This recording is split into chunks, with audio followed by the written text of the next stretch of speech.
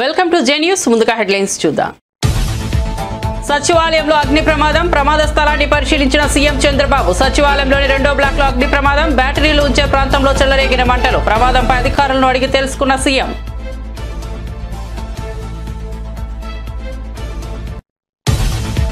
Pharmacy విద్యార్థిని నాగాంజలి ఆత్మహత్య దురదృష్టకరమన్న Pawan Kalyan. Pharmacy విద్యార్థిని కుటుంబానికి ప్రభుత్వం అండగా ఉంటుందని వెల్లడి. ఆత్మహత్య కారకుడిపై చట్ట ప్రకారం చర్యలు ఉంటాయి. నాగాంజలి సూసైడ్ నోట్ మేరకు ఇప్పటికే ఆసుపత్రి.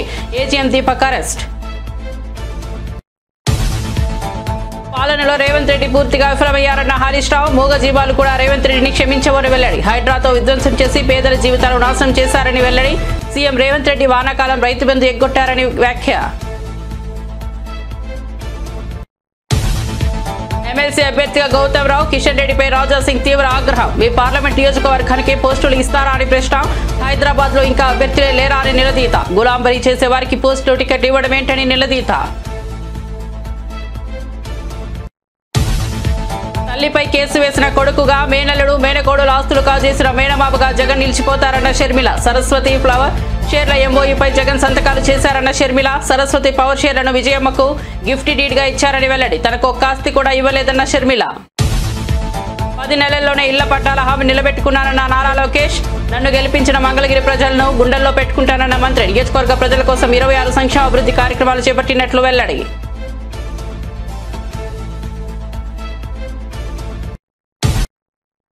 ఇక వార్త వివరాల్లోకి వెళ్తే ఏపీ సచివాలయంలోని 2వ బ్లాక్ లో శుక్రవారం ఉదయం అగ్ని ప్రమాదం జరిగిన విషయం తెలిసిందే. 2వ బ్లాక్ లో బ్యాటరీలు ఉంచే ప్రాంతంలో అగ్ని ప్రమాదం జరిగింది.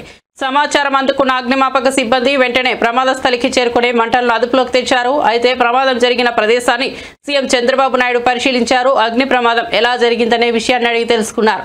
ఈ ప్రమాదానికి గల కారణాలను ముఖ్యమంత్రికి CS Vijayanand, DGP Harish Kumar Gupta, GAD secretary Mukesh Kumar Meena, fire DG Madireddy Pratap వివరించారు. ఈ సందర్భంగా ప్రమాదం ద్వారా జరిగిన ఆస్తి నష్టంపై అధికారుల వద్ద సీఎం ఆరా తీసినట్టు తెలుస్తోంది. రాజమహేంద్రవరంలో ఫార్మసీ విద్యార్థిని నాగాంజలి బల్వన్ మరణం దురదృష్టకరమని డిప్యూటీ సీఎం పవన్ కళ్యాణ్. ఆమె ఆత్మహత్యకు కారణం వ్యక్తిపై చట్టపరంగా చర్యలు ఉంటాయని తెలిపారు. విద్యార్థిని సూసైడ్ నోట్ ప్రకారం ఇప్పటికే ఆసుపత్రి ఏజీఎం దీపక్ ను పోలీసులు అరెస్ట్ చేశారని పవన్ చెప్పారు. రాష్ట్రంలోని విద్యార్థినులు మహిళల రక్షణ కోసం ప్రభుత్వం చర్యలు తీసుకుంటోందని తెలిపారు. బల్వన్ మరణానికి పాల్పడిన విద్యార్థిని నాగాంజలి కుటుంబానికి ప్రభుత్వం అండగా ఉంటుందన్నారు. తెలంగాణ ముఖ్యమంత్రి రేవంత్ రెడ్డి పాలనపై మాజీ మంత్రి హరీష్ రావు తీవ్ర విమర్శలు చేశారు. పాలనలో రేవంత్ రెడ్డి పూర్తిగా విఫలమయ్యారని, హైడ్రా యంత్రాలతో పేదల ఇళ్లు కూల్చి వారి జీవితాలను నాశనం చేసిన విధానాన్ని హరీష్ రావు తీవ్రంగా తప్పుపట్టారు. వానాకాలం రైతు బంధు నిధులను ఎగ్గొట్టి రైతులకు తగిన న్యాయం చేయకపోవడం అత్యంత బాధాకరమని పేర్కొన్నారు. ఈ విధంగా రైతులను, పేదల జీవితాలను తుంచేసిన పాలనను మూగజీవాలు కూడా క్షమించవని ఆవేదన వ్యక్తం చేశారు. ప్రజల సమస్యలపై స్పందించకుండా మాటలు, మోసాలతో నడుస్తున్న పాలన ఎక్కువ రోజులు నిలవదని హెచ్చరించారు. కేంద్ర మంత్రి కిషన్ రెడ్డిపై బీజేపీ నేత గోషామహల్ శాసనసభ్యుడు రాజా సింగ్ ఆగ్రహం వ్యక్తం చేశారు. బీజేపీ స్థానిక సంస్థల ఎమ్మెల్సీ అభ్యర్థిగా గౌతమ్ రావును ప్రకటించడంపై ఆయన అసంతృప్తి వ్యక్తం చేశారు. మీ పార్లమెంట్ నియోజకవర్గానికి పదవులు ఇస్తారా అని కిషన్ రెడ్డి. హైదరాబాద్ లో ఇంకా బీజేపీ అభ్యర్థులే లేరా అని నిలదీశారు. అధిష్టానానికి సీనియర్ నాయకులు, కార్యకర్తలు ఎందుకో కనిపించడం లేదని ప్రశ్నించారు. మీకు గులాంబరీ చేసేవారికే పదవులు, టికెట్లు ఇవ్వడమేంటని నిలదీశారు. మిగతా నేతలను పక్కన పెడుతున్నారని ఆరోపించారు. కాగా హైదరాబాద్ స్థానిక సంస్థల ఎమ్మెల్సీ అభ్యర్థిగా గౌతమ్ రావును అధిష్టానం ప్రకటించింది. మే 1వ తేదీతో ఎమ్మెల్సీ ప్రభాకర్ రావు పదవీ కాలం ముగియనుంది. దీంతో ఈ స్థానానికి ఏప్రిల్ 23న పోలింగ్, 25న ఓట్ల లెక్కింపు నిర్వహించనున్నారు. తన సోదరుడు వైసీపీ అధినేత జగన్ పై ఏపీ కాంగ్రెస్ చీఫ్ షర్మిల మరోసారి తీవ్ర వ్యాఖ్యలు చేశారు. సరస్వతి పవర్ షేర్ల ఎంఓయూపై జగన్ స్వయంగా సంతకాలు చేశారని చెప్పారు. ఇప్పటి వరకు ఒక్క ఆస్తి కూడా తనకు జగన్ ఇవ్వలేదని తెలిపారు. తమ తల్లి విజయమ్మకు సరస్వతి పవర్ షేర్లను జగన్ గిఫ్ట్ డీడ్ కింద ఇచ్చారని, ఇచ్చిన షేర్లు మళ్లీ తనకే కావాలని పట్టుబడుతున్నారని మండిపడ్డారు. విజయవాడలో మీడియాతో మాట్లాడుతూ ఆమె ఈ వ్యాఖ్యలు చేశారు. కన్న తల్లిపై కేసు వేసిన కొడుకుగా, మేనల్లుడు మేనకోడుల ఆస్తులు కాజేసిన మేనమామగా జగన్ చరిత్రలో నిలిచిపోతారని అన్నారు. స్వయంగా ఎంఓయూలో సంతకం పెట్టారు. తన చెల్లెలికి అంటే నా బిడ్డలకి ఈ ఆస్తులు అన్నట్టుగా సంతకం పెట్టారు. ఇంతవరకు కూడా ఒక్క ఆస్తి కూడా నా చేతుల్లో పెట్టలేదు. సరస్వతి సిమెంట్కు సంబంధించి ఎంఓయూలో అది నా భాగానికి వచ్చింది కాబట్టి దాన్ని జగన్మోహన్ రెడ్డి గారు గిఫ్ట్ డీడ్ చేశాడు విజయమ్మ గారికి, నాకు కాదు. గిఫ్ట్ ఇచ్చేశాక షేర్స్ ని ఇప్పుడు జగన్మోహన్ రెడ్డి గారు తల్లి మీదనే కేసు వేసి ఇచ్చిన షేర్లని నాకు మళ్ళీ వెనక్కి కావాలి అని అడుగుతున్నారు. ఇది జగన్మోహన్ రెడ్డి గారు ఆయన తల్లికి చేస్తున్న మోసం. జగన్మోహన్ రెడ్డి గారు నన్ను ఎఫెక్ట్ చేసే స్థాయి దాటిపోయారు. Jagan Reddy does not affect me anymore. నాకు ఆస్తులు ఇస్తాడా ఇవ్వడా అన్నది ఐ డోంట్ కేర్. కాకపోతే జగన్మోహన్ రెడ్డి గారు తల్లి మీద కేసు వేసిన వాడిగా మిగిలిపోతాడు. నా బిడ్డలకి, సొంత మేనల్లుడికి, సొంత మేనకోడలికి ద్రోహం చేసి వాళ్ళ ఆస్తులు లాక్కున్న వాడిగా మిగిలిపోతాడు. సొంత మేనల్లుడు మేనకోడల ఆస్తి కాజేయటానికి సుబ్బారెడ్డి లాంటి వాళ్ళ చేత ఎన్నైనా అబద్ధాలు చెప్పిస్తారు. సాయిరెడ్డి లాంటి వాళ్ళ చేత కూర్చోబెట్టుకుని ట్యూషన్ ఇచ్చి డిక్టేట్ చేసి మరి ఎన్నైనా అబద్ధాలు చెప్పిస్తారు. ఇక జగన్ రెడ్డికి క్రెడిబిలిటీ ఉందో లేదో వైసీపీ వాళ్ళు ఆలోచన చేస్తారు. జనసేన ఎమ్మెల్సీ నాగబాబు తన తొలి అధికారిక కార్యక్రమంలో పాల్గొన్నారు. పిఠాపురం నియోజకవర్గంలోని గొల్లప్రోలు మండలంలో ఆయన పర్యటించారు. గొర్రబోలు మండల కేంద్రంలో ప్రాథమిక ఆరోగ్య కేంద్రం అన్నా క్యాంటీన్ ను నాగబాబు ప్రారంభించారు. అన్నా క్యాంటీన్ ప్రారంభం సందర్భంగా అక్కడ కొంత ఇబ్బందికర పరిస్థితి ఏర్పడింది. టీడీపీ జనసేన కార్యకర్తలు పోటాపోటీగా నినాదాలు చేశారు. జై వర్మ అంటూ టీడీపీ శ్రేణులు, జై జనసేన అంటూ జనసేన శ్రేణులు నినదించారు. అన్నా క్యాంటీన్ దగ్గర ఏర్పాటు చేసిన ఫ్లెక్సీలలో టీడీపీ నేత వర్మ ఫోటో లేదు. దీంతో ఆయనకు మద్దతుగా టీడీపీ కార్యకర్తలు నినాదాలు చేశారు. ఎవరి పార్టీ జెండాలతో ఆ పార్టీ కార్యకర్తలు హడావిడి చేశారు. మరోవైపు ఈ కార్యక్రమానికి వర్మను ఆహ్వానించినప్పటికీ ఆయన దూరంగా ఉన్నారు. వేరే కార్యక్రమాలు ఉండటం వల్ల క్యాంటీన్ కార్యక్రమానికి తాను రావడం లేదని వర్మ తెలిపారు. ఆంధ్రప్రదేశ్ అసెంబ్లీ ఎన్నికల సమయంలో ఇచ్చిన హామీలను ప్రజాప్రభుత్వం ఏర్పడిన 10 నెలల్లోనే నిలబెట్టుకుంటున్నట్లు మంత్రి నారా లోకేష్ పేర్కొన్నారు. ఈ మేరకు మంగళగిరిలో నిర్వహించిన మన ఇల్లు మన లోకేష్ కార్యక్రమంలో మంత్రి పాల్గొన్నారు. పేదలకు ఇళ్ల పట్టాలు అందజేసిన అనంతరం స్థానికులను ఉద్దేశించి మాట్లాడారు. తనను అత్యధిక మెజార్టీతో గెలిపించిన మంగళగిరి ప్రజలను గుండెల్లో పెట్టుకుని పనిచేస్తారని లోకేష్ చెప్పారు. నియోజకవర్గంలో 26 సంక్షేమ అభివృద్ధి కార్యక్రమాలు చేపట్టామని వివరించారు. మంగళగిరి ప్రజల కోసం అహర్నిశలు కృషి చేస్తున్నట్లు లోకేష్ చెప్పారు. సూపర్ 6 హామీలతో పాటు మంగళగిరి ప్రజల తాను ప్రత్యేకంగా ఇచ్చిన హామీలను ఒక్కొక్కటిగా నెరవేర్చే పనిలో ఉన్నట్లు తెలిపారు.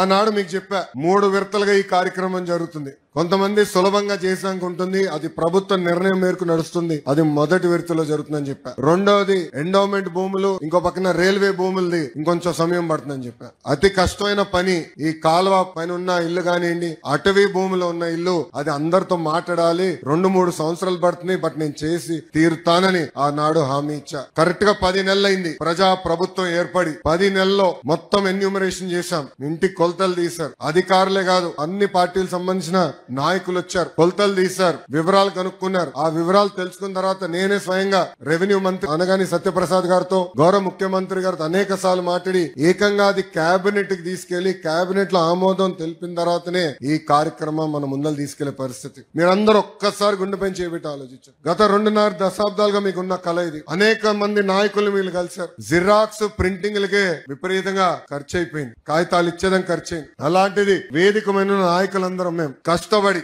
మీ దగ్గర ఒక బాటిల్ నీళ్లు కూడా మేము తాగలేదు, మీకోసం కష్టపడి అవినీతి లేకుండా ఈ రోజు మీకు ఇల్లు పట్టాలు మేము ఇస్తున్నాం. పెద్దలు ఇప్పుడే చెప్పారు, దాదాపు మొదటి విడతలో మార్కెట్ విలువ 1000 కోట్లు విలువైన ఆస్తిని ఈ రోజు మీకు శాశ్వతంగా హక్కు కూటమి ప్రభుత్వం అందజేస్తుంది. జీవితంలో మనం తీసుకున్న కొన్ని నిర్ణయాలు మన్నే మార్చేస్తుంది. 2019లో నేను ఒక నిర్ణయం తీసుకున్నాను. నాకు పరిచయం లేని నియోజకవర్గంలో పోటీ చేయాలని. ఆ నియోజకవర్గం పేరే మంగళగిరి. ఆనాడు అతి తక్కువ సమయం ఉన్నందుకు నేనేంటో మీకు అర్థం లేదు, మీ సమస్యలు ఏంటో నేను తెలుసుకోలేకపోయా. నేను వచ్చిన 20 రోజులకి ఎన్నికలు అయిపోయినాయి. 5300 ఓట్లతో ఆనాడు నేను ఓడిపోయా. ఓడిపోయిన రోజు బాధ కలిగింది. రెండో రోజు నుంచి ఆ బాధ, ఆవేదన నాలో కసి పెంచింది. ఇంకా కష్టపడాలి, మంగళగిరి ప్రజల మనసు గెలుచుకోవాలి. ఏ మెజార్టీ అయితే ఓడిపోయానో దాని పక్కన ఒక 0 పెట్టుకుని గెలవాలి ఆ లక్ష్యంతో ఓడిపోయిన మరుసటి రోజు నుంచి నేను మీకోసం పనిచేశా. తెలుగుదేశం పార్టీ నాయకత్వంతో దాదాపు 26 సంక్షేమ అభివృద్ధి కార్యక్రమాలు మంగళగిరి ప్రజల కోసం మేము చేస్తాం జరిగింది. మీకు ఆరోగ్యం బాగాలేకపోతే ఎన్టీఆర్ సంజీవిని పేరుతో మంగళగిరిలో ఒక క్లినిక్, తాడేపల్లిలో క్లినిక్, దుగ్గిరాలకు ఒక మొబైల్ క్లినిక్ పెట్టి ఉచితంగా చికిత్స కాదు మందులు కూడా ఈ రోజు కూడా మేము ఇస్తున్నాం. ఎక్కడన్నా నీటి సమస్య ఉంటే వాటర్ ట్యాంకర్లు పెట్టి నీళ్లు తోలాం. పిల్లలకి బాగా చదువుకున్నారు, ఉద్యోగాలు ఉపాధి కావాలంటే వాళ్ళకి స్కిల్ డెవలప్మెంట్ కూడా ఆనాడు మేము చేశాం. ఇంకా ఇంట్లో పెళ్లి జరిగితే నేను రాలేకపోతే స్వయంగా బట్టలు కూడా పెడతాం జరిగింది. నిరుపేద కుటుంబాలు సంతకాలపై నిలబడాలన్న ఆలోచనతో తోపుడు బండ్లు ఇచ్చాం. మహిళలకి ఆర్థిక స్వాతంత్రం రావాలని కుట్టు మెషినే కాదు ట్రైనింగ్ మరి ఇచ్చి కుట్టు మెషిన్ అందజేసి ఈ రోజు వాళ్ళ పని కూడా మేము కల్పిస్తున్నాం. కోవిడ్ వస్తే ప్రభుత్వం అని మర్చిపోయింది కానీ ఆనాడు నేను మర్చిపోలేదు. ఆక్సిజన్ గాని మందులు గాని అమెరికా డాక్టర్ల ద్వారా ఆన్లైన్ లో చికిత్స కూడా అందజేశాం. అవసరమైన మందులు ఇచ్చాం. ఇట్లా 26 సంక్షేమ అభివృద్ధి కార్యక్రమాలు మంగళగిరి ప్రజలకి నేను చేశాను. అది మీరు చూసి మొన్న జరిగిన ఎన్నికల్లో వైఎస్ఆర్ కాంగ్రెస్ పార్టీ నేత మాజీ ఎమ్మెల్యే తోపుదుర్తి ప్రకాష్ రెడ్డి సంచలన వ్యాఖ్యలు చేశారు. త్వరలోనే వైఎస్ఆర్ కాంగ్రెస్ పార్టీ తిరిగి అధికారంలోకి వస్తుందని,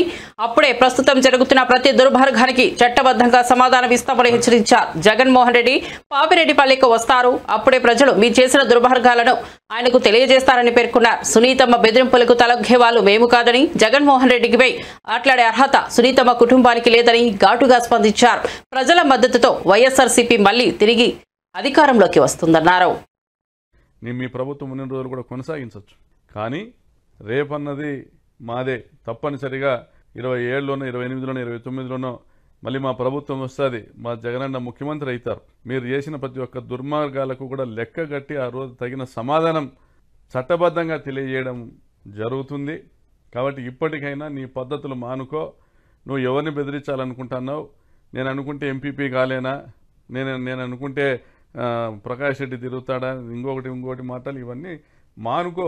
ఇంకా నీకు అది పోలే, అదేదో చింత చచ్చిన పులుపు చావలే, అవి మానుకో. ప్రజాస్వామ్యంలో నువ్వు కూడా ప్రజలు ఓట్లేస్తే గెలిచి నువ్వు ఎమ్మెల్యే అయినావంతే, నీ ఎంతకు నువ్వు ఎమ్మెల్యే కావు. ప్రజలు నిన్ను నమ్మి ఓట్లేసినాక నేను ప్రజలకు మంచి చేయాలనే ఆలోచనతో నువ్వు మాట్లాడు. నువ్వు బెదిరించేటట్ల మాటలు ఇంకోటి మాటలు మాట్లాడితే ఎవరు బెదిరే వాళ్ళు ఎవరు లేరు. ప్రజలు మిమ్మల్ని తరిమి కొట్టే రోజులు రాకుండా ఇకనైనా చూసుకో. జగన్మోహన్ రెడ్డి గారి కాలి గోటికి కూడా నువ్వు పనికిరావు. జగన్మోహన్ రెడ్డి గారు మహోన్నతమైనటువంటి వ్యక్తిత్వం కలిగిన నాయకుడు. ఆయన పేదల పట్ల, రైతుల పట్ల, మహిళల పట్ల, విద్యార్థుల పట్ల అపారమైన ప్రేమ కలిగి వారికి సంక్షేమ పథకాల ద్వారా వారి కుటుంబాలు నిలబెట్టిన నాయకుడు. కోట్లాది మంది గుండెల్లో కొలువున్నటువంటి నాయకుడు. జగన్మోహన్ రెడ్డి గురించి మాట్లాడేటువంటి అర్హత నీకి కానీ, నీ కుమారునికి కానీ, నీ కుటుంబానికి కానీ ఎవరికి లేదు. మీరు నోటికి వచ్చినటువంటి అబద్ధాలు చెప్పి అధికారంలోకి వచ్చి ఈరోజు ఏ ప్రజలైతే మిమ్మల్ని గెలిపించినారో వారి ఆస్తుల మీద మీరు కన్ను వేసి వారి ఇళ్లను కూలుస్తా, ఈరోజు రైతాంగాన్ని నడ్డి వీరుస్తా, హంద్రీనీవా కాలువ లైనింగ్ కాంట్రాక్టు కమిషన్లను కొట్టి ఈరోజు రాప్తాడు నియోజకవర్గంలో కనీసం 1,00,000 ఎకరాలు బీళ్లుగా మారేటువంటి పరిస్థితిని తీసుకొని వచ్చి మీరు గత 10 నెలలుగా ఎన్నో అరాచకాలు చేసి, ఎన్నో దోపిడీలు చేసి, టమాటా రైతుల దగ్గర నుండి కూడా కమిషన్లు వసూలు చేసి మీరు చేస్తున్న అరాచకాలన్నీ ప్రజలకు తెలిసిపోయినాయి. ఇప్పుడు నువ్వేం చెప్పినా ఎవరు నమ్మే పరిస్థితి లేదు. అయిపోయింది. మొన్న లింగమయ్య హత్యతో నీ చాప్టర్ క్లోజ్ అయిపోయింది. నువ్వు భవిష్యత్తులో ఎప్పుడు కూడా శాసనసభలో అడుగుపెట్టేటువంటి పరిస్థితి కూడా ఉండదు. ఈసారి ముస్లిం మైనార్టీలను ఎన్నికల్లో వాడుకొని గెలిచిన తర్వాత వారికి హాని చేసే విధంగా వ్యవహరిస్తున్నారని మాజీ మంత్రి బాపట్ల వైఎస్ఆర్సీపీ జిల్లా అధ్యక్షుడు మేరుగా నాగార్జున తీవ్రంగా ఆరోపించారు. ఎన్టీ రామారావుకు వెన్నుపోటు పెట్టిన చంద్రబాబు ఇప్పుడు వక్ఫ్ బోర్డు విషయంలో ముస్లింలు రగిలిపోవాలనేలా మోసం చేస్తున్నారని విమర్శించారు. P4 పథకం కూడా ప్రజలను మభ్యపెట్టేందుకు రూపొందించిన అబద్ధపు ముసుగేనని తెలిపారు. వాస్తవంగా ముస్లింల హక్కులను పరిరక్షించేది వైఎస్ఆర్ కాంగ్రెస్ పార్టీ మాత్రమేనని స్పష్టం చేశారు. చంద్రబాబు పాలన అబద్ధాల ఆధారంగా సాగుతోందని, ముస్లిం సమాజం చంద్రబాబును ఎప్పటికీ క్షమించదని హెచ్చరించారు. ఎన్టీ రామారావు గారి వెన్నుపోటు దగ్గర నుంచి మొన్నటి అప్పులకు సంబంధించిన అబద్ధాల దాకా ఈరోజు ప్రజలను మోసం చేస్తున్న P4 కార్యక్రమం వరకు అన్ని అబద్ధాలే. ఉదాహరణకి అప్పులకు సంబంధించి ఎన్నికలకు ముందు 14 లక్షల కోట్ల రూపాయల అప్పులున్నాయని చెప్పాడు ప్రచారంలో. ఇప్పుడేమో 10 లక్షల కోట్ల అప్పులున్నాయని చెప్తా ఉన్నాడు. ఆధారాలు చూపేవంటే నో అంటాడు. చివరికి మీరు ప్రవేశపెట్టిన బడ్జెట్లో కేంద్ర ప్రభుత్వం సాక్షాత్తు చెప్పింది 5,62 కోట్ల రూపాయలు అప్పులున్నాయని చెప్తే మీరేమో అప్పులు అనుకుంటా అప్పుల మీదే బ్రతకాలని చూస్తూ ఉన్నారు. ఇకపోతే రెండవది P4కి సంబంధించి సమాజంలో 20% పేదలు, వాళ్ళకి సంబంధించి 10% బాగా సంపన్నులు ఉన్నారు, వారికి అప్పగిస్తానని చెప్తా ఉన్నాడు. ఈ P4 ఏంటో, ఈ పేదరికం ఏంటో, ఈ సంపన్నులేంటో, అసలు ఎంతమంది ప్రజానీకం ఉన్నారో, ఎంత పేదవారు ఉన్నారో, ఎంతమంది ఇన్కమ్ ట్యాక్స్ కడతా ఉన్నారో ఇప్పటికైనా ప్రజలకు అర్థమయ్యేటట్టు చెప్పండి చంద్రబాబు నాయుడు గారు. ఎందుకు ఈ రాష్ట్రంలో 1,61,00,000 కుటుంబాలు ఉంటే దాంట్లో తెల్ల రేషన్ కార్డులు ఉన్నవాళ్ళు 1,41,00,000 కుటుంబాలు, అంటే 90% పేదవారే. ఇన్కమ్ ట్యాక్స్ కడుతుంది ఎంతమందో తెలుసా? 8,60,000 మంది కుటుంబాలు మాత్రమే ఇన్కమ్ ట్యాక్స్ కడతా ఉన్నారు. ఇంత దారుణమైన అబద్ధాలు ప్రజల్లోకి తీసుకెళ్లాలని ఎన్నికల్లో చెప్పారు. అబద్ధాలు పుంకాలుగా రాయించారు. మరలా అబద్ధాలు చెప్తా ఉన్నారు. మరలా డైవర్షన్ పాలిటిక్స్ చేస్తా ఉన్నారు. చివరికి ముస్లిం మైనారిటీ హైదరాబాద్ నగరంలోని కేపీహెచ్బీ కాలనీలో Tollywood senior hero Nandamuri Balakrishna, star heroine Meenakshi Chaudhary సందడి చేశారు. శుక్రవారం కేపీహెచ్బీలోని రోడ్ నెంబర్ 1లో ఓ ప్రైవేట్ కార్యక్రమానికి హాజరయ్యారు. ఇది తెలుసుకున్న అభిమానులు వందలాది మంది అక్కడికి చేరుకున్నారు. వీరి రాకతో ఆ ప్రాంగణం అంతా రద్దీగా మారింది. అభిమానులకు అభివాదం చేస్తూ హీరో హీరోయిన్ లోపలికి వెళ్లారు. దాంతో వారిని చూసేందుకు ఫ్యాన్స్ ఎగబడ్డారు. ఫోటోలు వీడియోలు తీసుకునేందుకు పోటీ పడ్డారు. చంపేస్తానండి. ఇక్కడేమో ఏ చీర వేసుకున్నా చీరకి అంత వస్తుంది. అలాగే ఈవిడ ఏం చేస్తే ఒక ప్రత్యేకత ఉంటుంది. సినిమాకి ఆవిడ పాత్రలు అంటే ఆంధ్రప్రదేశ్లోని రిజిస్ట్రార్ కార్యాలయాల్లో స్లాట్ బుకింగ్ విధానాన్ని మంత్రి అనగాని సత్యప్రసాద్ ప్రారంభించారు. తొలి విడతలో భాగంగా 26 జిల్లాలోని ప్రధాన రిజిస్ట్రార్ కార్యాలయాల్లో ఈ విధానాన్ని అందుబాటులోకి తీసుకొచ్చారు. మిగిలిన కార్యాలయాల్లో ఈ నెలాఖరులోగా దశాల వారీగా ప్రారంభించనున్నారు. ఈ సందర్భంగా మంత్రి సత్యప్రసాద్ మాట్లాడుతూ పేదలకు న్యాయం జరగాలన్న లక్ష్యంతో పని చేస్తున్నామన్నారు. వ్యాపారులు ప్రజల శ్రేయస్సు దృష్ట్యా నిర్ణయాలు తీసుకున్నట్లు చెప్పారు. ప్రజలకు సులభతర విధానాలు అందుబాటులోకి తీసుకొస్తున్నట్లు వివరించారు. ఇలాంటి కొత్త సంస్కరణల వల్ల అవినీతికి తావుండదని పేర్కొన్నారు. స్లాట్ వస్తుందో ఆ స్లాట్ సమయంలో కేవలం 10 నిమిషాల్లోనే వాళ్ళు అమ్మే వాళ్ళు అవ్వచ్చు, కొనే వాళ్ళు అవ్వచ్చు, అలాగే వాళ్ళ సాక్షులు ఉంటారు, అందరూ కూడా కేవలం 10 నిమిషాల వ్యవధిలోనే పూర్తిగా అయిపోయే విధంగా వచ్చిన వాళ్ళు మంచి వాతావరణంలో సత్వరంగా పనిచేసుకుని వెళ్ళిపోయే విధంగా. అలాగే ఏపీలో జరిగిన దారుణ ఘటనపై వైఎస్ఆర్ కాంగ్రెస్ ఎమ్మెల్సీ వరద కళ్యాణి ఆగ్రహం వ్యక్తం చేశారు. ఒక నరరూప రాక్షకుడి వేధింపుల వల్ల ఆత్మహత్య చేసుకున్న యువతికి అదే ఆసుపత్రిలో చికిత్స అందించడం దారుణమని పేర్కొన్నారు. ఇప్పటికీ మహిళా హోంమంత్రి, డిప్యూటీ సీఎం, ముఖ్యమంత్రి ఎవరూ బాధిత కుటుంబాన్ని పరామర్శించకపోవడం అత్యంత బాధాకరమని విమర్శించారు. మహిళల భద్రతపై కూటమి ప్రభుత్వం నిర్లక్ష్యంగా వ్యవహరిస్తోందని, ఇకనైనా మహిళలపై జరుగుతున్న అఘాయిత్యాలకు కట్టడి పెట్టి బాధిత కుటుంబాలకు న్యాయం చేయాలని డిమాండ్ చేశారు. మన క్లియర్గా కనిపిస్తూ ఉంది. ఎంత దారుణం అంటే ఒక ఆడపిల్ల ఆ ఏజిఎం దీపక్ వలన అతని వేధింపుల వలన ఆత్మహత్య చేసుకున్నాను అని చెప్పి సూసైడ్ నోట్లో క్లియర్గా రాసినా కూడా అదే కిమ్స్ హాస్పిటల్లో ఈమెకి ఈ 12 రోజులుగా వైద్యం చేయడం అంటే ఆమెకి ఎక్కడ సరైన వైద్యం అందుతుంది అని నేను అడుగుతూ ఉన్నాను. ఎందుకంటే ఏజిఎం దీపక్ అనే వ్యక్తి అదే కిమ్స్ హాస్పిటల్లో పనిచేస్తూ ఉన్నాడు. అదే కిమ్స్ హాస్పిటల్లో ఈమె సూసైడ్ చేసుకుంది. ఇంకా ఆమెకి న్యాయం ఎక్కడ జరుగుతుంది? ఇన్ని రోజులైనా 12 రోజులైంది. 23వ తేదీ ఆమె ఆత్మహత్య చేసుకుంది. ఈరోజు ఆవిడ చనిపోవడం జరిగింది. ఇన్ని రోజులైనా ముఖ్యమంత్రి గారు కానీ, డిప్యూటీ సీఎం గారు కానీ, అలాగే హోమ్ మినిస్టర్ గారు కానీ, ఒక మహిళ అయ్యుండి కూడా హోమ్ మినిస్టర్ గారు కానీ కనీసం ఈ విషయం మీద స్పందించారా?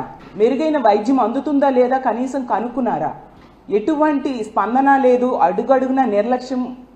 ఎంతగా వీళ్ళకి మహిళల పట్ల చులకన భావం ఉంది అనేది అర్థమవుతుంది. ముఖ్యమంత్రి గారు చంద్రబాబు నాయుడు గారు ఆడపిల్లలకి ఈ రాష్ట్రంలో కనుక ఎవరైనా అన్యాయం చేస్తే అదే వాళ్ళకి ఆఖరి రోజు అంటూ మాట్లాడుతూ ఉన్నారు. మరి ఈ ఫార్మసీ విద్యార్థి విషయంలో ఏం చేశారు ముఖ్యమంత్రి గారు? మీరు పక్కనే పోలవరం సందర్శించడానికి వెళ్ళారు ఈ 12 రోజుల్లో. మరి ఈ అమ్మాయిని చూడడానికి వెళ్ళడం కానీ, కుటుంబానికి ధైర్యం చెప్పడం కానీ ఎందుకు మీరు చేయలేదు? అలాగే డిప్యూటీ సీఎం గారైన పవన్ కళ్యాణ్ గారు అయితే ఆడపిల్లలకి అన్యాయం జరిగితే తాట తీస్తానని చెప్పారు. మరి పక్క జిల్లాయే కదా మీది, మీ నియోజకవర్గం. మరి రాజమండ్రిలో ఈ అమ్మాయికి ఎంత అన్యాయం జరిగితే ఆమె లెటర్లో ఎంత దారుణంగా అతను వేధించాడు అనేది అంత చక్కగా ఆమె రాసిపెట్టి చనిపోతే మరి మీరు ఎక్కడ ఆ దీపక్ తాట తీశారు? కనీసం ఆ కుటుంబానికి పరామర్శ చేయడానికైనా వెళ్ళారా మీరు? తిరుమల కొండపై అక్రమాలు జరుగుతున్నా పవన్ కళ్యాణ్ మౌనంగా ఉండటం బాధాకరమని టీటీడీ మాజీ చైర్మన్ భూమన కరుణాకర్ రెడ్డి తీవ్రంగా విమర్శించారు. సనాతనని నేను అంటూ చెప్పే పవన్ కళ్యాణ్ తిరుమలలో జరుగుతున్న మద్యం, గంజాయి లాంటి అక్రమాలపై ఎందుకు నోరు మెదపడం లేదని ప్రశ్నించారు. సిమ్స్ ఆసుపత్రిని పాలక మండలి నిర్వీర్యం చేస్తోందని ఆరోపించారు. ఇతర మతస్థులు హిందూ మతంలోకి మారేందుకు తిరుమలలో వేదిక ఏర్పాటు చేయాలనే నిర్ణయం తమ ప్రభుత్వమే తీసుకొచ్చిందని గుర్తు చేశారు. అప్పట్లో ఆ నిర్ణయాన్ని విమర్శించిన పవన్ కళ్యాణ్ ఇప్పుడు మౌనంగా ఉండటం శోచనీయమన్నారు. తిరుమల పవిత్రతను కాపాడడంలో కూటమి ప్రభుత్వం విఫలమైందని ధ్వజమెత్తారు. స్విమ్స్ హాస్పిటల్ ని ఈ పాలక మండలి నిర్వీర్యం చేస్తోంది. దాని మీద మీరు సమీక్ష చేశారా ముఖ్యమంత్రి గారు? మేము ఆ తిరుమల స్విమ్స్ హాస్పిటల్ యొక్క అభ్యున్నతిని కోరి ఇది రాయలసీమలో ఉన్నటువంటి రోగులకందరికీ కూడా మోక్షదాయిని, ప్రాణదాయిని ఇలాంటి హాస్పిటల్ ని మనం పరిరక్షించుకోవాలా, సామాన్యులకు ఇది అందుబాటులో ఉంచాలానని మేము దాన్ని పెద్ద ఎత్తున విస్తరణ కార్యక్రమాలు చేపడితే మీరు దానిని మా మీద ఆరోపణలు మోపి ఆ నిధులన్నింటినీ కూడా రాకుండా చేసేటువంటి ప్రయత్నం చేస్తున్నారు అన్నది నిజం కాదా? ఎక్కడ ఏ విషయంలో మీ పాలనలో ప్రక్షాళన జరిగింది? చివరకు రియల్ ఎస్టేట్ వెంచర్లలో వెంకటేశ్వర స్వామిని ప్రమోటర్ గా టీటీ ఆలయాలు కడతామని సాక్షాత్తు ముఖ్యమంత్రి గారే మాట్లాడుతున్నారు అని అంటే ఎలా మీ పాలన ఉంది?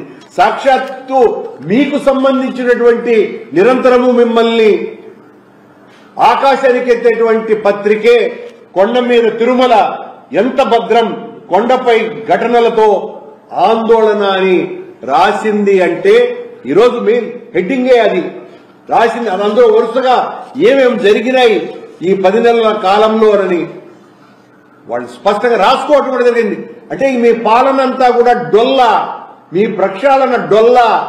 మీరు మాటలు మాట్లాడడమే తప్ప చేతలలో ఏ రకమైనటువంటి అభ్యుదయము లేదు, సుపరిపాలన లేదు, కొండను ఏ రకంగానూ మీరు ప్రక్షాళన చేయటం లేదు. వక్ఫ్ సవరణ బిల్లుకు వ్యతిరేకంగా పార్లమెంట్లో గలమెత్తిన పార్టీ వైఎస్ఆర్సీపీ ఒకటేనని మాజీ ఎమ్మెల్యే మహమ్మద్ అబ్దుల్ హఫీజ్ ఖాన్ స్పష్టం చేశారు. మైనార్టీల హక్కులను పరిరక్షించేందుకు వైఎస్ జగన్ ఇచ్చిన మాటకు కట్టుబడి ఎంపీలో లోక్సభ, రాజ్యసభలో వ్యతిరేకంగా మాట్లాడారని గుర్తు చేశారు. ఎన్నికల సమయంలో మైనార్టీలకు మద్దతు అంటూ టీడీపీ, జనసేన నాయకులు రాజీనామా చేస్తామన్న మాటలు ఇప్పుడు పార్లమెంట్లో బిల్లుకు మద్దతు ఇచ్చిన తీరుతో తుడిచిపెట్టుకుపోయాయని విమర్శించారు. పైగా వైఎస్ఆర్సీపీపై దుష్ప్రచారం చేయడం సిగ్గుచేటని అభిప్రాయపడ్డారు. అని చెప్పడం జరిగింది. ఈరోజు ఎన్ని కష్టాలున్నా, ఎన్ని ఇబ్బందులున్నా, ఎలాంటి వాతావరణం ఉన్నా, రాజకీయ వాతావరణం ఉన్నా, ఇబ్బందులకు గురి చేసే రాజకీయ వాతావరణం ఉన్నా, నేను ఏదైతే మాట ఇచ్చినానో ఆ మాటకి నిలబడి ఉంటానని చెప్పి లోక్సభలో వ్యతిరేకంగా ఓటు వేయడం జరిగింది, రాజ్యసభలో వ్యతిరేకంగా ఓటు వేయడం జరిగింది. కానీ తెలుగుదేశం పార్టీ ఎమ్మెల్యేలు, ఎంపీలు కూడా ఇదే మాట చెప్పడం జరిగింది. ఎక్కడి వరకు చెప్పారంటే ముస్లిం మైనార్టీలకు సంబంధించిన ఏ వ్యతిరేకమైన బిల్లు తీసుకుని వస్తే మేము అసలు రాజీనామాలు చేస్తామని కూడా చెప్పడం జరిగింది ఎంతో మంది ఎమ్మెల్యేలు, ఎంపీలు. చంద్రబాబు నాయుడు గారు అయితే 600 అయిపోయినా ఏమన్నా కానీ నేను మాత్రం మీకు అండగా నిలబడతానని చెప్పడం జరిగింది. అంతేకాదు వారం 10 రోజుల క్రితము ఇఫ్తార్ పార్టీలో కూడా అదే మాట చెప్పడం జరిగింది. కానీ ఏం చేశారు? లోక్సభలో ఏం చేశారు? రాజ్యసభలో ఏం చేశారు? It's a black day in the politics. ఈ రైట్ టు ఈక్వాలిటీ కానీ, right to freedom of religion కి కానీ అణిచివేసి అన్కాన్స్టిట్యూషనల్ బిల్ తీసుకుని వస్తే ఆ అన్కాన్స్టిట్యూషనల్ బిల్ ని సపోర్ట్ చేసిన మనిషి ఈరోజు చంద్రబాబు నాయుడు గారు, తెలుగుదేశం పార్టీ. మళ్ళీ దానికి డైవర్ట్ చేసుకోవడానికి ఏ మనిషి అయితే ఈరోజు మైనార్టీల కోసమో నిలబడుతున్నాడో ఆ మనిషి పైన కూడా దుష్ప్రచారం చేయాలని చెప్పి జగన్మోహన్ రెడ్డి గారి పైన, వైఎస్ఆర్ కాంగ్రెస్ పార్టీ పైన తెరలేపింది తెలుగుదేశం పార్టీ. మేము విప్పు జారీ చేయలేదు, మా ఎంపీలు పోలేదు, మా ఎంపీలు ఓటు వేయలేదు. అరే బాబు, లోక్సభలో గాని రాజ్యసభలో గాని మా ఫ్లోర్ లీడర్స్ నిలబడి మరి మేము ఎందుకు వ్యతిరేకిస్తున్నామని చెప్పి క్లియారిటీగా చెప్పడం జరిగింది. విప్పు జారీ చేయలేదని చెప్తున్నారు కదా, మీరు చూసుకోండి. రాజ్యసభలో విప్పు జారీ చేయలేదా? రాజ్యసభలో విప్పు జారీ చేసినాం, మీకు ఓటు అగేన్స్ట్ చేసినాం. మా ఫ్లోర్ లీడరే సాక్షాత్తు మాట్లాడి చెప్తుంటే మేము దీనికి వ్యతిరేకిస్తున్నామని చెప్పి, ఈరోజు మీరు కేంద్రంలో రాష్ట్రంలో ప్రభుత్వంలో ఉన్నారు, మీరు చేయాల్సిన పని మేం చేస్తున్నాము, లేదంటే మంచి పనికి అందరం కలిసి పని చేద్దామని చెప్పి. తెలంగాణలో శాంతి భద్రతలు తీవ్రంగా దెబ్బతింటున్నాయని, మహిళలకు రక్షణ లేకుండా పోయిందని బీఆర్ఎస్ నేత ఆర్ఎస్ ప్రవీణ్ కుమార్ ఆగ్రహం వ్యక్తం చేశారు. ఒక వారం రోజుల్లో 4 అత్యాచార ఘటనలు చోటు చేసుకున్నాయని వివరించారు. మేడ్చల్ ఎంఎంటీఎస్ లో, సంగారెడ్డి కందిలో, నాగల్ కర్నూలులో, పహాడి షరీఫ్లో జరిగిన ఘోర ఘటనలపై ప్రభుత్వం స్పందించలేదని విమర్శించారు. స్వయంగా రేవంత్ రెడ్డి హోంమంత్రిగా ఉన్న సమీక్షలు లేకపోవడం దురదృష్టకరమన్నారు. ప్రభుత్వం శాంతి భద్రతలపై నిర్లక్ష్యంగా వ్యవహరిస్తోందని, మహిళల భద్రతపై తక్షణమే చర్యలు తీసుకోవాలని డిమాండ్ చేశారు. 4 మహిళల మీద అత్యాచారాలైనాయి. ఇది చాలా ఆందోళన కలిగించే విషయం.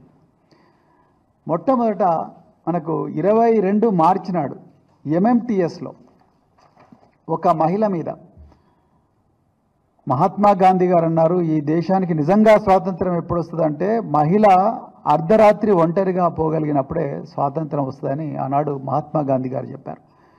ఇక్కడ బాధితురాలు ఫుడ్ డెలివరీ కంపెనీలో పనిచేసుకుంటూ సికింద్రాబాద్ నుండి మేడ్చల్ పోయే ఎంఎంటీఎస్ ట్రైన్ ఎక్కి మహిళా బోగీలు ఎక్కింది. ఆమె మామూలు బోగీలు ఎక్కలేదు, మహిళా బోగీలో ఎక్కి ఎంఎంటీఎస్ ట్రైన్లో ఎక్కి మరి మేడ్చల్ పోతుంటే దాదాపు 7 గంటల నుంచి 8 గంటల ప్రాంతంలో ఒక యువకుడు అగంతకుడు ఆ మహిళా బోగీలోకి వచ్చి కరెక్ట్గా మరి ఒక 15-20 నిమిషాలు ప్రయాణం చేసిన తర్వాత ఆమె మీద అత్యాచార యత్నం చేస్తే ఆమె నడుస్తున్న ట్రైన్ నుంచి కిందకు దుంకి ప్రాణాలు కాపాడుకున్నది. ఆమెకు విపరీతమైన గాయాలతో ఇలా హాస్పిటల్లో చికిత్స పొందుతూ ఉన్నారు. అది మొదటి కేసు. దాని మీద మరి గౌరవ ముఖ్యమంత్రి రేవంత్ రెడ్డి గారు స్టేట్మెంటు అసెంబ్లీలో ఇచ్చిండ్రు, కానీ ఆయన ఆ బాధితురాలను ఇంతవరకు కలవలేదు. ఇక అది మరిచిపోకముందే మరి మార్చి 25వ తారీఖు నాడు సంగారెడ్డిలో భర్తను కొట్టి ఉదయం 4 గంటలకు కంది మండలంలో తిలోత్తమ్ గార్డెన్స్ దగ్గర అధికారం లేకపోయినప్పుడు హైదరాబాద్ సెంట్రల్ యూనివర్సిటీ చుట్టూ చక్కర్లు కొట్టిన రాహుల్ గాంధీ ఈ రోజు విద్యార్థులను కాంగ్రెస్ ప్రభుత్వం నిర్దాక్షిణ్యంగా దాడులు చేసి నిర్బంధిస్తున్నా ఎందుకు స్పందించడం లేదని ప్రశ్నించారు. మెదక్ బీజేపీ ఎంపీ మాధవనేని రఘునందన్ రావు విద్యార్థుల హక్కులు, స్వేచ్ఛలపై జరుగుతున్న దాడులపై ఒక్క మాట కూడా మాట్లాడకపోవడం దుర్మార్గమని విమర్శించారు. రాహుల్ గాంధీకి విద్యార్థులపై ప్రేమ నిజమైతే ఇప్పటి అఘాయిత్యాలపై స్పందించాల్సిన అవసరం ఉందన్నారు. ప్రభుత్వ తీరును తీవ్రంగా ఖండించిన ఆయన ప్రజాస్వామ్య విలువలను కాపాడేందుకు బీజేపీ విద్యార్థుల పక్షాన నిలుస్తోందన్నారు.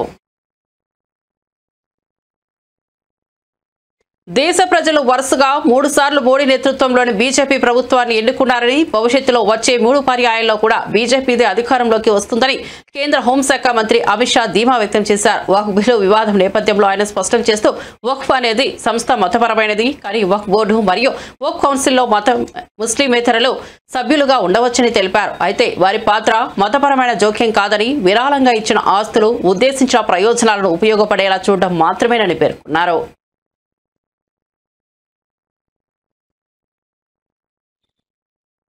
इसके आधार पर काम करते हुए आए हैं और जातिवाद और तुष्टीकरण की राजनीति कर अपने परिवार की पॉलिटिक्स को आगे बढ़ाए हैं। मगर 2014 से मान्यवर जातिवाद, तुष्टीकरण और परिवारवाद को एक साथ नरेंद्र मोदी ने समाप्त कर विकास की राजनीति इस देश में प्रस्तावित की। पॉलिटिक्स ऑफ परफॉर्म करिए और चुनकर आइए।